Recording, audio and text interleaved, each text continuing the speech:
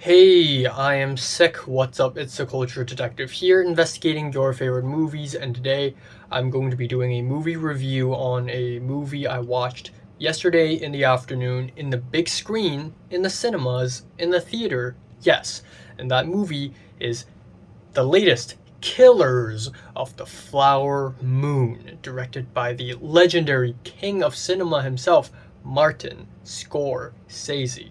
So, I'm sick. I got a fever yesterday, and I felt really uncomfortable. I had the sniffles, I had running nose, I felt really tired, and I sort of halfway through watching the film, I started to realize I think I have a fever. And turns out I sort of did have a low fever. But even so, I still managed to watch the entire movie in the cinema without a pee break, without snacking on anything. I just don't care about those things. The movie is just that damn good. So yeah, this movie is super long. It's 3.5 hours long, but you know what? That is time well spent. Because first of all, I can stand long movies. I can stand it. Just a couple weeks ago, I watched Utica on a big screen, and that movie's 3 hours and 40 minutes long. I watched it on an empty stomach, and I survived it, and I enjoyed the movie so much. So Killers of the Flower Moon shouldn't be an issue for me, and it isn't an issue. I watched it all the way through, and I am really happy. Unfortunately, there aren't a lot of audience members in the theater itself. Only hardcore cinephiles were there. I just feel I just there's just something about watching Killers of the Flower Moon on a big screen that just made me feel, oh my god, this is a historical moment. I'm in it. I'm in a black room watching an epic film, 3.5 hours long, from this legendary director. I feel like I'm part of history, and there's just something so overwhelming and powerful about that. And I'm gonna talk about that a little bit later, but it is such an event. So, legendary director Martin Scorsese is back with a new film. Of course, he has made tons of classics like Taxi Driver, Goodfellas, Casino, Raging Bull, The King of Comedy, and the list goes on and on and on and on. He's also in friggin' Kurosawa's Dreams as Van Gogh. He's also in Shark Tales. He's also in that amazing American Express commercial. The man does not stop. On top of all that stuff, we also have the very funny and weird rollout events that Martin Scorsese has gotten himself into, including the very one sided quote unquote beef with Joe Russo, one of the brothers in the Russo brothers who directed the Avengers, Infinity War, and Endgame, and the Captain America movies.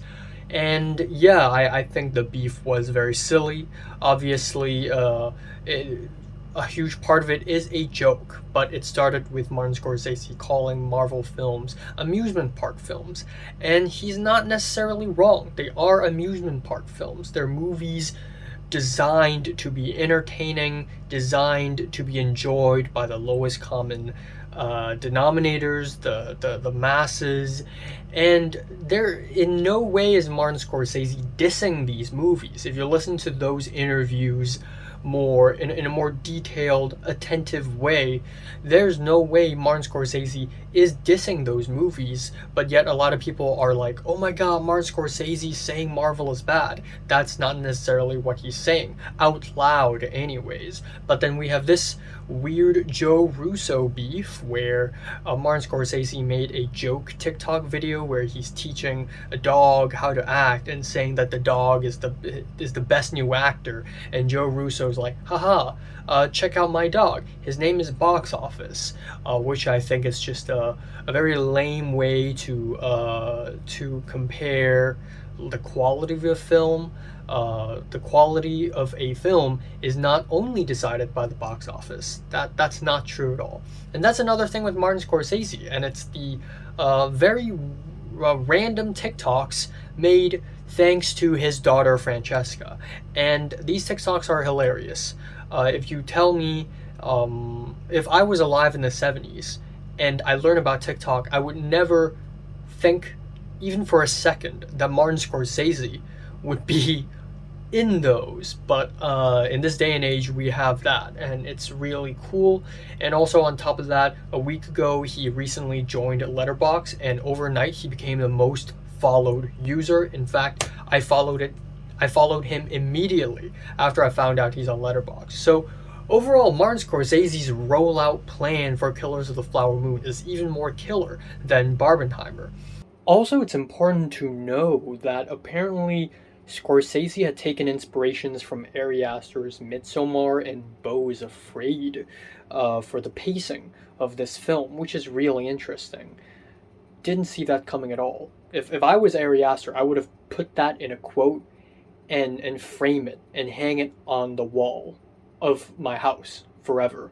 Now, let's talk about the movie itself. Killers of the Flower Moon is an epic period drama, epic thriller about adapted from a novel of the same name, and it is about a very gruesome and dark piece of American history that not a lot of people talk about until the film is released. And it is about how in the 1920s, the Americans, white people, conspire and murder a bunch of Native Americans in the Osage community in Fairfax, Oklahoma, as well as other places, just because of money, just because they want to get their money and get the oil and get their land and get their head rights.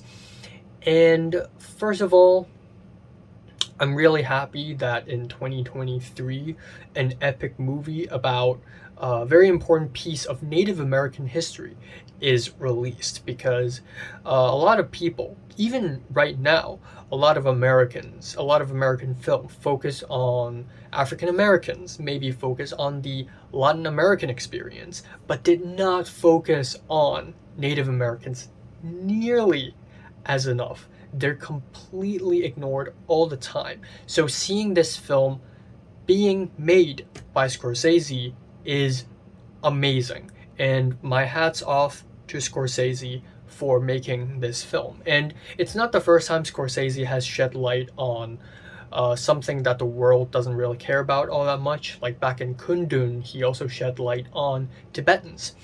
But anyways, back to this movie. Holy shit, this movie is great. A lot of people are scared to watch this movie because it's 3.5 hours long. Oh my god, it's so long, it's gonna be so slow and boring. Well, guess what? It's not slow and boring at all. It's not slow pace at all. It's 3.5 hours long because it has a lot of story. If you go to the bathroom and take a piss and come back, you're going to miss a lot of details because things happen. Just when you think the story's not going to develop further, it introduces a new character, something new happens, the story gets more complicated, but in a way it doesn't feel like a mess because the way the story expands makes sense. The evil characters, the antagonists of the story, or not antagonists, they are kind of protagonists, but they're villains. The villains of the story, they expand their empire, and more people get on their team and murder and conspire, and so it gets more and more complicated as the film progresses. It makes sense, it's a lot of story, and it deserves a runtime this long. In fact, if we get another hour of Killers of the Flower Moon, if we have an extended cut, hell yeah, I'm watching it, because there's just so much story. It's worth the runtime. The next thing is the team of people behind this film is great. We have an entire team of greats. Rodrigo Prieto as DP, Jack Fisk as PD, the legendary queen of editing herself, Thelma Schoonmaker as editor, is absolutely fantastic. And Robbie Robertson, rest in peace, as music supervisor / composer. The music on this film is also really interesting. A lot of the times it's very subtle. A lot of the times it's just simple percussion or like one bass note being played for 3 to 4 minutes straight, which can feel very long and annoying, but I found it to be very appropriate for some of the more tension building scenes. But also the uses of certain soul tracks, certain blues tracks from the 1920s, most notably the track Dark as the Night and Cold as the Ground, in one of the key scenes in the film. And this is actually the song that NASA decided to launch into space as a bit of a time capsule representing music made by human beings. So that's really interesting. But anyways, really well edited. The film is really well put together. Formally and technically, there is nothing fancy and unconventional. In fact, this film is very straightforward, but every single cut, every single shot just felt very purposeful and very well staged. And everything after the explosive scene, if you know, you know, is a masterpiece. And the last hour of this film is absolutely insane. When Jesse Plemons showed up in this film, he felt like a superhero. He was literally introduced as if he's a superhero. And the last bits of the film turn into a bit of a courtroom drama, which is in and of itself very emotionally intense. And the ending, wow, it felt very left field. I completely didn't expect this sort of ending at all. It felt really out of nowhere. But it's also the best possible way to end off this film. Like, I can't think of any other better way to end off this film. Like, if this film ends off in a montage, it just ruins the momentum, and it sort of makes the tragedy of the end last and linger and doesn't feel impactful, whereas the ending we got felt like a gut punch to the stomach. It's almost like there's so much more to the story, and there's so much more to the pain and the suffering from the Native Americans' end, from the Osages' end, that Martin Scorsese just cannot go further, and he has to stop that way. And it is the best possible way to end the film. Speaking of Scorsese cameos, he actually lands 2 cameos in the film. One is a voice, and one is the guy himself at the very end. And if you haven't seen the movie, I challenge you to find Scorsese's voice. And I love the end credits. I love the pounding drums at the end. It's really cool. The performances are amazing. Leonardo DiCaprio and Robert De Niro, can't go wrong with that. Lily Gladstone is amazing in this film. And, Lily Gladstone for Oscars. I'm rooting for her. I am rooting for her. And one thing is, one criticism people may have is, oh, this movie's not shown from the perspective of the Osage. And a lot of people rebut that argument by saying, yeah, well, Martin Scorsese is a white guy, and he knows his limits, and he doesn't want to portray the story from a Native American perspective. That's true.